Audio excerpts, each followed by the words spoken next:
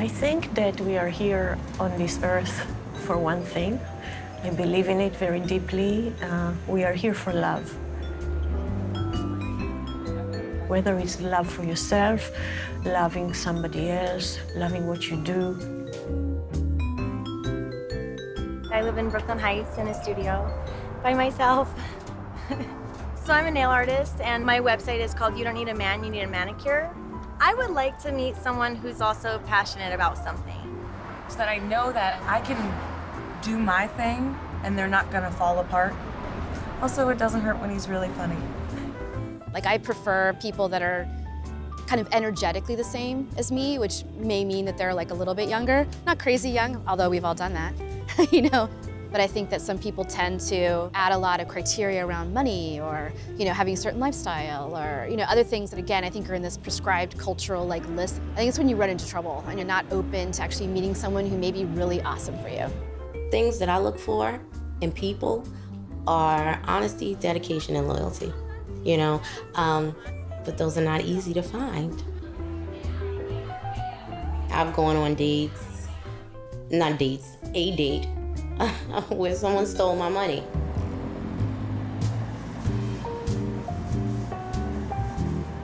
When I moved here in '98, there were a lot of women who already were like, I don't date, I'm done with it. Are you kidding? Oh, no way, these guys are jerks, or they don't stick to one girl because there's so many, you know, I've heard all this. And I decided that, you know, I'm not going to become a skeptic, I'm not gonna get burnt out. And so there definitely is an imbalance as far as men and women if you look at just the numbers. But when you go out, when I go to nightclubs, I definitely see it's pretty balanced. When you go to parties, it's pretty balanced. When you go to barbecues in Brooklyn, somehow there's usually more men than women. But really not worrying about the place as much as it is focusing on who you are when you show up. One of the sexiest things is just to smile and be happy. And people are attracted to whatever that is. They don't know what you're drinking, but they want to sip. I meet people everywhere, honestly. I meet them on the subway, I meet them in the park, I meet them at Duane Reade. People just like to talk to me, I think. And when they don't, you know, I'll just say something to them like, I like your backpack, or I like your shoes. There's a lot of opportunity to meet interesting people, and I think it, as a center, it draws interesting folks to this area. But the challenges are, I think, the same, which is there's a lot of variety. And I think that it's easy to get caught up in there's always something else better around the corner. And so that's why I think what happens a lot is that people here often are just looking for like a casual sexual relationship. Because New York is a transient society, there is impermanence in anything and everything. So how do you really establish anything to get to know somebody if nobody has time for you? I see relationships via text messages and emails. So we're all striving. We all have busy schedules where we're like, oh, this is how we make our money, but this is how we make our soul happy, and this is how we like further the art that we want to do. So everybody's juggling those schedules. It's very easy to become routine. You go to work, you found your neighborhood, you found your great apartment finally, and you go home to that apartment. And so if you're gonna pay all this rent because you're living in this amazing city, you better take advantage of the fact that you live in the capital of the world. And so there's no excuse that you're not dating more. There's none. I never meet guys who are my age. I never meet guys who are like, I don't know, who are mature.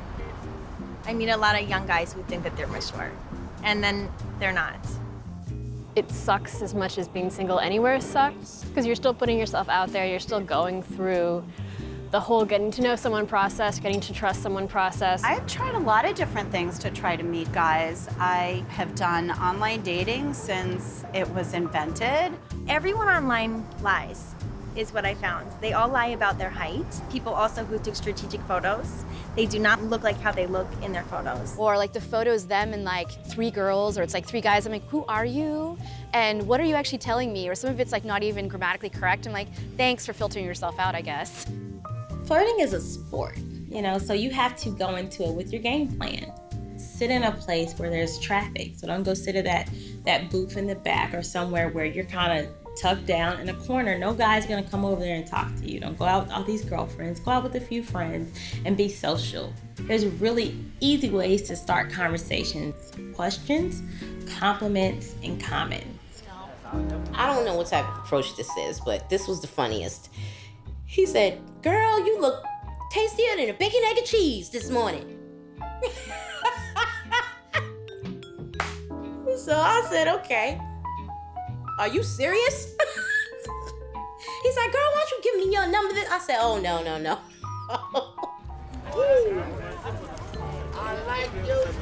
My son, who's 14, asked me, like, what's the best way to approach a woman? And I said, just be honest with her. Just tell her she looks nice. Tell her, are you involved? I would like to take you out. Like, be respectable. If you've got game, just go away. I don't care, I don't want to hear it. Like, let's talk about an engaging topic or something, have something to share with each other. I don't want to hear you pitching yourself to me. If it's coming from a good place, we know. And it's in the way that you treat us. I will say hello to someone back if they're like, "How are you?" I hate when guys go, after all that happens, they do everything perfect. I love hanging out with them. I love having a conversation. They make me laugh, all that stuff. And then they go, "Let me give you my number." I hate that. I'm like, let me give you my number on a pillow with tassels. And I'm supposed to be like, "Oh my gosh, thank you so much for giving me your phone number. I can't wait to go home and decide if you wanted me to call you or not." But hey, champagne and a good meal never hurts. Just saying. He said, "Can I take you to dinner?" I said, "Well, sure, that sounds great." He said, "Well, why don't you pick out the place and then we can meet for a drink first."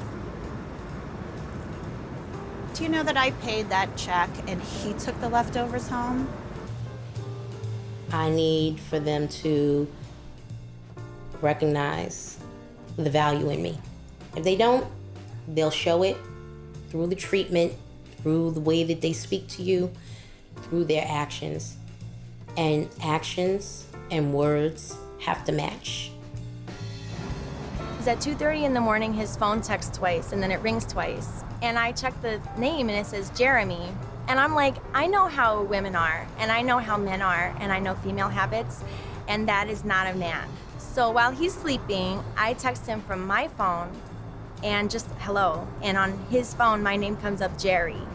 And I messaged her, woman to woman, "Are you seeing this guy?" She writes back to me, "Really? I've been his girlfriend for 3 years." He's like, "Well, I hope we can be friends again and stuff." I said, "Listen, why would I want to be your friend, Like, it's not like I don't want to be your friend that I'm hurt or that I'm upset or that I can't bring myself to see you. It's the fact that the texture of you as a person is not quality, and I don't fuck with that, period. People who I am friends with are nice people and they're honest and they don't lie, and I don't have to think twice about what they're saying." So since then, I've been like really questioning what is going on with guys, and that was the first time that I really realized, I think, how different men and women are. Sometimes when you get out of a long-term relationship, it takes time to find yourself and unravel the sting of kind of what happened and to kind of feel totally balanced and feel good. I lost the love of my life when he passed away suddenly, and the rug was taken from under my feet so fast. But I think that no matter what, the sun is gonna shine tomorrow morning when I wake up, and I have to face life and live it. I didn't set out to just date. I just wanted to be alone for a while. And I didn't have sex. And I didn't drink. And I didn't smoke any marijuana. I just chilled. And it was like the purest me. And it was great. Going out and getting on stage, it fulfills me more than any guy could, so that usually kind of is the perfect antidote. Dance will never desert me. It will not die like a human being. It will not reject me and have an affair with somebody else. It embraces me. So in a way, dance is my partner, my life partner. But I'm blessed. Not everybody has that. I have to work, finish school, just be a mom. But quite honestly, if mom's not happy, nobody else is gonna be happy. Do you know what it's like not to have a hug for a long time? I mean, from somebody you're not friends with or blood related to? Sometimes I'm lonesome. Sometimes I want to take a nap with someone, you know, or I want to like snuggle or whatever, like watch a movie. I talk to myself a lot. Like, I know that probably sounds crazy, but I do. And some things I say are so funny. And I'm the only one laughing, and I'm thinking I'm the only one laughing at myself. I wish I had a little pal here, like, you know, a boyfriend, and be like, you're so weird or like funny or stupid or whatever. But then at the same time, it's cool because when I do get lonesome, I work. You know, I do my nails. I keep myself occupied. I go for a walk. I call my friends. You know, I thought I was more lonely than I am. And I think the reason why I'm not is because I live in New York with 3 roommates. So like there's always someone to talk to. When I do have moments of loneliness, they're like right before I'm going to bed. And that's when it happens. So thank God for girlfriends. Like we've all been through some stuff like anybody. We turn to each other, we grab a bottle of wine. Sometimes you have an important life event, like you have like a win or a success, and it's like, oh, look what happened, and I'm talking to myself in the mirror.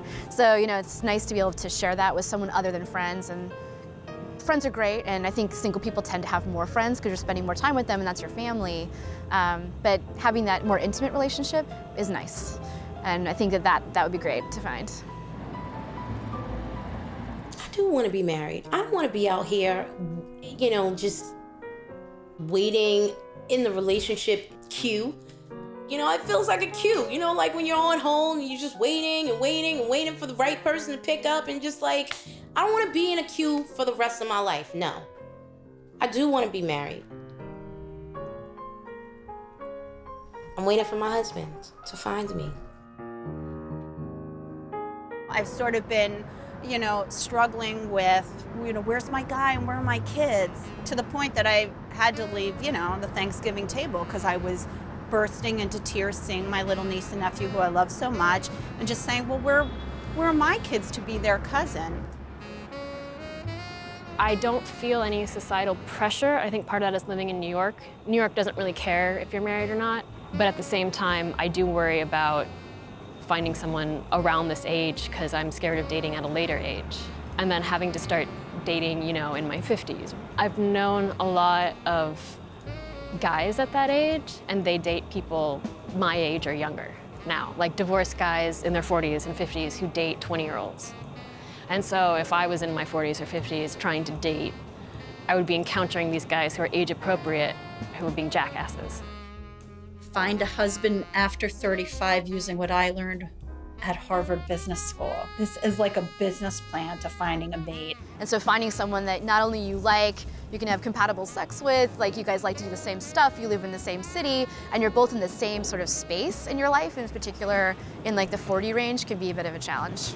You start to feel like, well, if I had a great love in college, or I had a great love when I first moved here, then, oh, is that my one? Did I miss it? Should I try and rekindle that? And it's like, no, not every relationship is meant to be a lifelong relationship. I thought there was one guy out there for me. I really did. I've always really believed that. Well, now that I'm 45 and I'm not sure I've met him, I wondered if he went off to war somewhere and something happened to him, or, you know, why haven't we met? I don't think that there's like one person for everybody. I think that there's probably a variety of people. When you think about the, you know, the globe, there's probably like a lot of people you can kind of get along with and have a good life with. It's just a matter of hopefully finding them. Yeah. I think if there's only one person who's your soulmate, it's kind of sad. And I think if there isn't only one, if there's multiple people, that's also kind of sad. So I don't know. More often than not, the soulmates that I've had that deep connection with have ended up being friends. I once met someone who I thought was really my soulmate. You know how when you have a dog and the dog is like, oh my God, good morning. I can't wait for like this day to happen. Like, that's how I felt every single day with him. Like, I was always just like, yay, I can't wait to hang with my man. But then when we broke up, it was like, wow, I wonder if like any of that was even real. And at the end of the day, they're a separate person. They don't have your same mind. They don't have your same feelings. And even though you'll be in a situation, maybe looking at the stars or something, this is so romantic. He could be thinking, I'm hungry. Or he could be thinking, you know, I want to go to bed, or I'm in a bad mood, or whatever. You never know. So, not like to say I don't believe in a soulmate, because I am a romantic person and I want to believe in one. But I don't know if I do.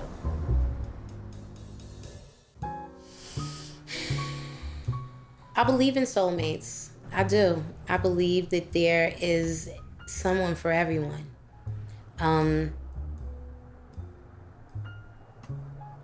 I haven't encountered that. It's not a thing about seeing is believing.